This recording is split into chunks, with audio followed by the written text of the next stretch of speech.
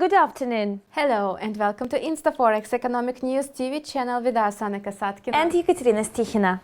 You are watching the currency and commodity market review for the previous week. So what changes took place in the foreign exchange market throughout the last week? On Friday, the US dollar slipped into a bearish trend against the major currencies. What triggered the sell-offs?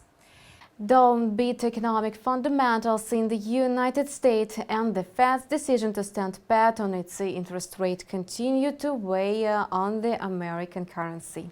Investor sentiment surrounding the US dollar was damped by a report released on Thursday, indicating that the number of initial claims for unemployment benefits in the United States edged higher by 13,000 to a total of 277,000. Moreover, it was reported that U.S. consumer prices climbed by 0.2% in May, missing the forecast for a gain of 0.3%. On a year-over-year basis, the rate of inflation was 1% in the past 12 months, against the expectations for a 1.1% consumer price growth. The Euro-USD pair edged Friday's session at 1.1277 levels, adding 28 pips for the week.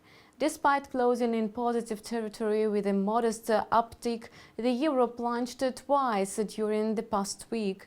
First, the single European currency tumbled by 100 pips on Tuesday. Second, on Thursday, the currency pair shed as many as 130 pips. The upcoming referendum on the UK's membership of the European Union is currently the main geopolitical threat looming over the global economy.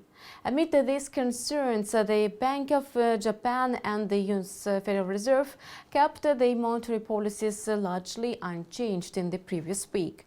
The Fed's decision weakened the US dollar. The greenback lost ground against the British pound. The cable appreciated on Friday, reaching 1.4359 levels.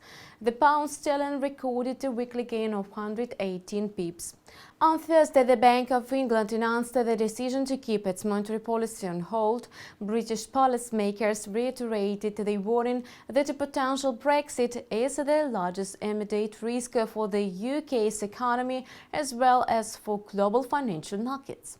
The killing of British Member of Parliament Joe Cox put a halt to all campaigning for or against Britain's EU membership ahead of the Brexit referendum in the United Kingdom.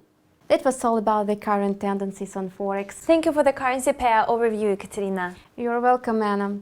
Who took the lead in the commodity market last week, bulls or bears? On Friday, bulls reasserted their dominance in the oil market. However, bears still got the upper hand by the end of the week. What fueled these bouts of purchases? Crude oil prices were rising as fears over the UK referendum outcome eased, while the weaker US dollar also encouraged more buying activity. Some experts believe that the recent drop in oil prices could have been entirely due to profit-taking. Until June 23rd, Brexit, one way or another, remains the #1 problem for the global economy, causing bursts of instability in financial markets. Brent crude rose by 4.2% on Friday, breaking through the mark of $49 per barrel. Still, for the week, prices fell by 2.2%. July West Texas Intermediate crude added 3.8% to settle at $47.98 a barrel on the New York Mercantile Exchange. It finished about 2.2% lower for the week. Gold futures finished high on Friday. At COMEX, a division of the New York Mercantile Exchange, gold for August delivery traded at $1,301.75 an ounce. Prices gained about 1.5% for the week and scored a third straight weekly advance. Anna, thank you for the commodity market overview. You're welcome, Ekaterina. You have been watching the weekly currency and commodity market review on ИнстаФорекс TV. It was presented to you by us, Ekaterina Stikhina and Anna Kasatkina. Have a great day. Goodbye. See you.